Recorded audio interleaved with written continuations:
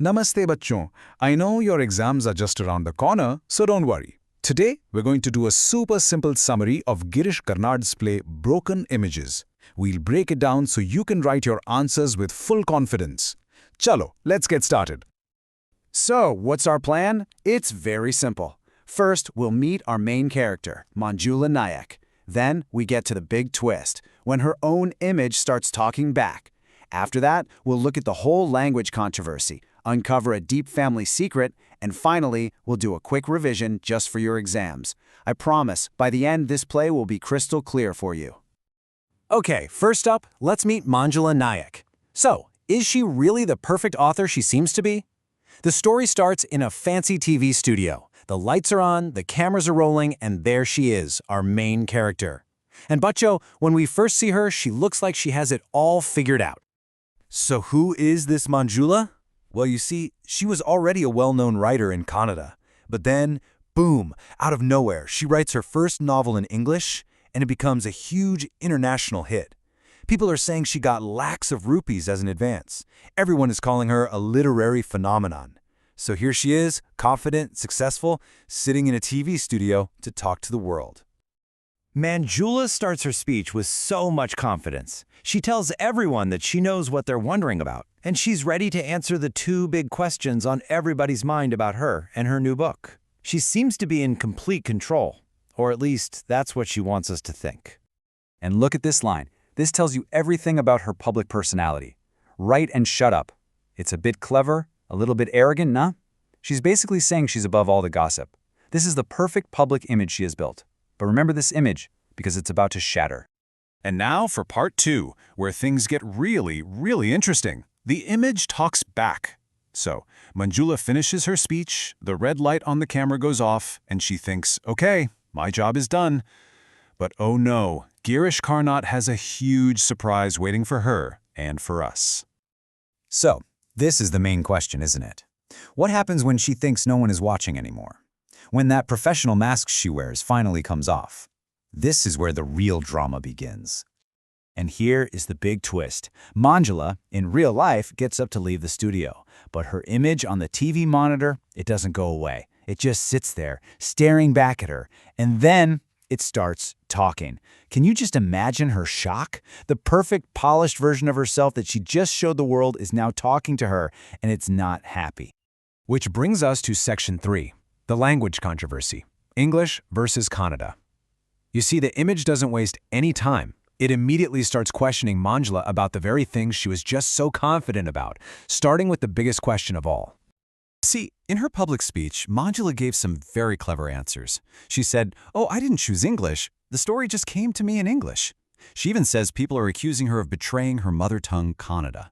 And you know, this is a big debate in India, right? This idea of whether writing in English means you're forgetting your own culture. But Manjula just brushes it all aside, saying maybe they're all just jealous of her success. But now, when the image is questioning her, a different reason comes out, a more personal, private reason. She admits that living with her sister, Malini, actually helped improve her English. Suddenly, this is not about art or fame anymore. This is getting personal. It's about her sister. And this, Baccho, takes us straight to the heart of the play. Section 4, The Secret of the Sister. The conversation completely changes now. It's no longer about language, it's about a deep, painful family secret. The image is now forcing Manjula to talk about her younger sister Malini, the same sister she says inspired her novel. So who was Malini? To the world, Manjula says Malini was her beautiful, gentle sister who was disabled and in a wheelchair her entire life. Manjula tells everyone that her novel is a tribute, a loving memory of Malini. This is the story she sells to the public. But the image doesn't let her get away with this sweet story. No, it pushes and pushes until Manjula admits the real, painful truth.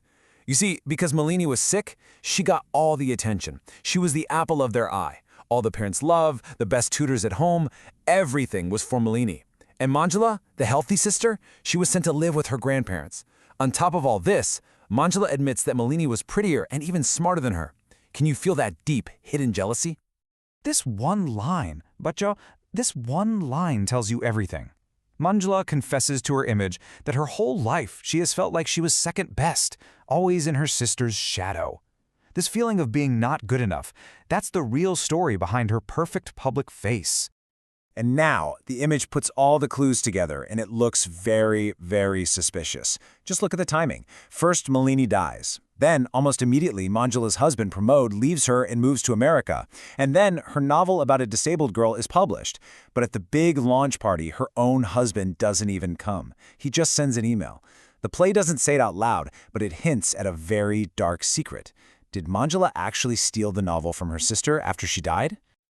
Okay, everyone, full attention here, please. This is our final section, the exam quick revision. These are the key points you absolutely must remember for your answers. Are you ready? Cello! First, the title. If you get a question on the title Broken Images, this is your answer. It's about Manjula's broken identity. On one side, you have the perfect, famous author. On the other side, you have the hidden, guilty, jealous sister. The public image is a lie, and the whole play is about that lie breaking apart. Simple, right? Next up, the structure. Just remember 3 parts. It's very easy. Part 1 is the public monologue, where Manjula gives her speech. Part 2 is the private dialogue, where her image starts talking to her and brings out the truth. And Part 3 is the final revelation, the hidden truth about her jealousy and maybe the theft of the novel. And finally, the main themes. Please mention these in your answers. The play is about identity, the difference between our public self and our private self. It's about strong feelings like guilt and jealousy. It talks about the politics of language in India, English versus our own languages, and it shows how the media creates these perfect celebrity images that are often not real at all. And I'll leave you with this final thought. What do you think the image really is? Is it just a TV studio problem? Is it Malini's ghost coming back for justice? Or is it just Manjula's own guilty conscience, her inner voice, finally breaking free? The play doesn't give you the answer. It lets you decide. Think about it. All the very best for your exams.